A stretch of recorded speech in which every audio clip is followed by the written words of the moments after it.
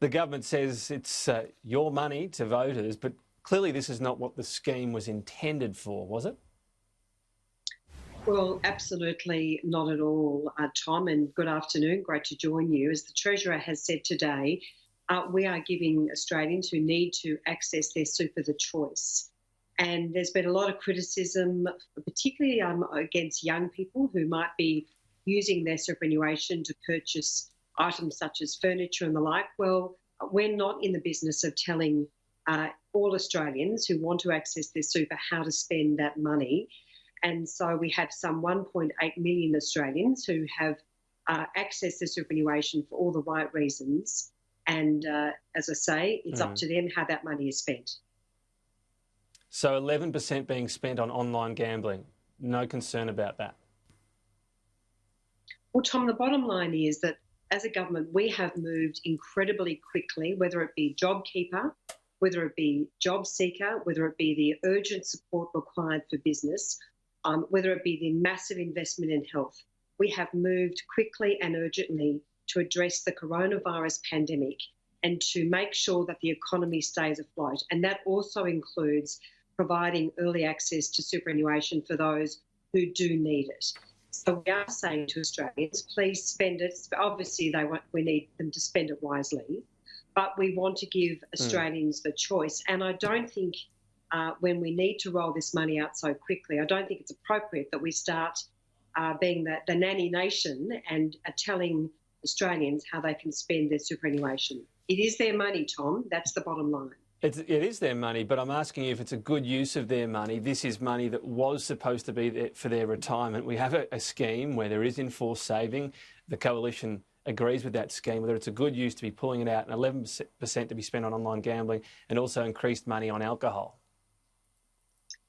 Well, Tom, the sum $14.8 billion has been released under this scheme, and obviously this money has been accessed because Australians need it. So, as I say, we're not in the business of telling Australians how to spend their money. That simply would not work. We would not be able to release just superannuation. On that point when you said... No, hang on a minute, Tom. We would not be able to release superannuation on the basis that we dictate how every dollar is spent. So most Australians have obviously spent that money very wisely, and we trust in Australians. And we trust Australians, unlike Labor, which clearly does not trust Australians.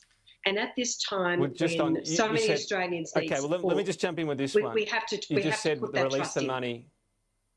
Okay, you have trust, but you said release the money to people who need it. 40% of the people that access their superannuation had no reduction in their income. Doesn't that show they didn't need it? Well, not necessarily at all, because obviously we don't know what's around the corner, and there are many Australians concerned about how they are going to get through the end of the year. I mean, this is not over. And the government, as I say, is very proud of the way in which it has moved so quickly, led by Scott Morrison and Josh Frydenberg, to release this money into the economy. And as I say, we respect the right of Australians to make those decisions. Is it worth at least looking at, for example, how people can access the scheme? That it's hard, obviously, to tell people how to spend their money. I get that point, but who can access it? That you need to show a reduced income overall and then access it so that you are only getting the money when you really need it? Tom, if Labor had its way, none of this money would have been released. And if Labor had its way, even if they did agree to the early release of superannuation, it would have taken them 12 months. The bottom line is that we moved very quickly. We recognise that many Australians needed to access their superannuation, and that's what we've done. But I'm just asking whether you could look at how people qualify, not what Labor's saying, but whether or not it would make sense that people in hardship qualify rather than essentially anyone. Well, Tom, I will say this again. We have placed trust in Australians. And those who are accessing the superannuation, we're placing our trust in them, and that's not going to change. All right. You criticised the Belt and Road deal the Victorian government has with China. You called it the other day a noose around the neck of every Victorian. How so? Well, I think what we've seen from the Belt and Road agreement, Tom, is right across this nation deep concern about the Victorian government's decision to enter into this agreement, which is not in Victoria or the nation's interests. But what we are not seeing is federal Labor MPs stand up to Daniel Andrews. Where are the Victorian Labor MPs in calling for this agreement to be cancelled? I think there's a lot of concern that this will have a very serious impact on jobs.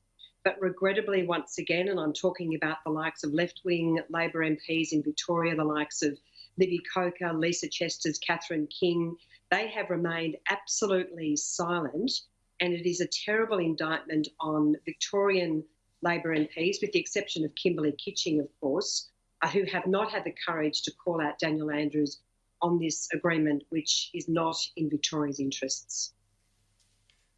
Can you spell out why? I mean, the biggest criticism of Belt and Road is that it could create unsustainable debt. That's the big concern in developing countries. They get saddled with the debt, they can't pay it off. China gets a strategic asset. It's hard to imagine that happening in Victoria, isn't it? Well, not at all. And in fact, that's not the biggest concern. That's one of the concerns. And I'm not privy to the national security advice in relation to the Belt and Road Agreement, but it seems clear, because Daniel Andrews would not release a number of emails, that perhaps he had been advised not to enter into this agreement. There is concern on a whole lot of levels about this agreement, Tom. But as I say, let's go back to the fact that we've seen Anthony Albanese very reluctantly and quite insipid, I might say, now declare that Labor would not enter into such an agreement federally. And yet we have seen federal Labor MPs missing in action on this agreement, and that's a very poor indictment on those MPs, that they have not had the backbone to stand up in Australia's interests, which frankly is what this is all about. But just on the specifics of it, because Daniel Andrews has said this will be a case-by-case basis, so there's no, you don't sign up to Belt and Road and then have to do something down the track with China. It's case-by-case. What's the issue with that? Well, the issue with that, Tom, is we don't actually know the details of this agreement, and that's also a great deal of concern. We've seen Belt and Road agreements in other parts of the world where China has been given the capacity to build highly sensitive telecommunications networks. We've seen a decision in the United States where the importation of electrical equipment to be used on the power grid has now been banned. So we are also seeing increasing concerns about China's ability to infiltrate itself in relation to some of that very sensitive infrastructure. The bottom line is we do not know the details of this agreement, but what we do know is that this is not in Australia's interests. This agreement is not in Victoria's interests, and yet we have seen a very, very poor prosecution of this issue from Victorian Labor MPs. I mean, even Richard Marles was, frankly pathetic. The deputy leader of the Labor Party here in Victoria, who first of all said, oh, well, we'll look at it on a case-by-case basis. He then crawled back from that position and has really showed very, very poor judgment on what is a very significant foreign policy issue. We are out of time. Senator Sarah Henderson, thank you for your time. Speak soon. Great to talk to you, Tom.